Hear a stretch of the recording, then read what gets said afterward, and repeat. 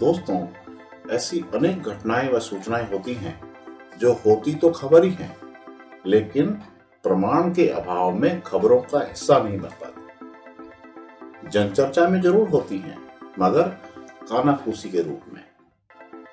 ऐसे कई मामले भी होते हैं जो कयास और संभावना मात्र तक सिमट जाते हैं, जिन्हें अफवाह की अबाबील कहा जाता है।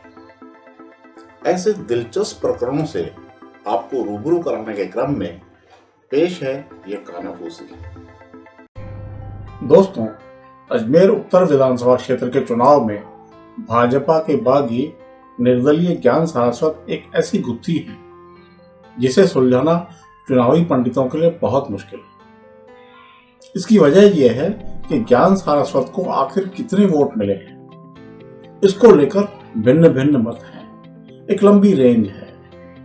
कुछ लोग जहां उन्हें 7,000 पर निपटा रहे हैं, वहीं कुछ मानते हैं कि वे 10,000 के आंकड़े को पार कर जाएंगे। माहौल के मद्देनजर कुछ का अनुमान है कि वे 15,000 वोट हासिल कर लेंगे, लेकिन कुछ उत्साहित लोग उन्हें 20,000 वोट दे रहे हैं और अति उत्साहित तो उन्हें जिता ही रहे हैं, जबकि वे जानते हैं कि जीतने के लिए कम से कम 45 से 50,000 वोट चाहिए।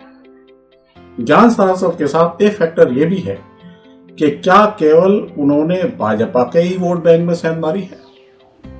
इस बारे में जानकारों का मानना है कि उनकी लोकप्रियता के आगोश में कांग्रेस मानसिकता के वोट भी शामिल हैं।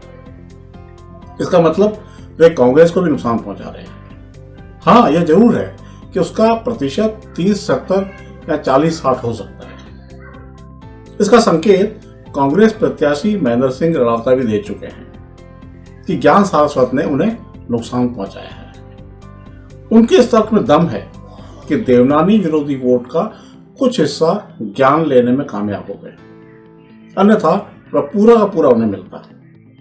कुछ जानकारों का मानना है कि अगर वे 10,000 वोट हासिल करते हैं तो भाजपा को ही नुकसान होगा, लेकिन अगर 20,000 तक पहुंचे तो कांग्रेस को नुकसान का प्रतिशत बढ़ जाएगा।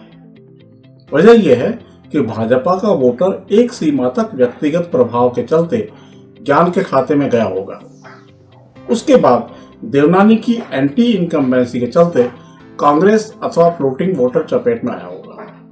हालांकि भाजपाइयों का मानना है कि ज्ञान 10,000 तक सिमटते हैं तो देवनानी जीत के करीब होंगे, मगर यह आंकड़ा बढ़ता गया तो देवनानी का जीतना उतना ही कठिन हो जाएगा। कुल मिलाकर मतदान के बाद बूथवार समीक्षा हो चुकने के बाद भी पक्के तौर पर यह नहीं कहा जा सकता कि ज्ञान ने कितने वोट हासिल किए हैं।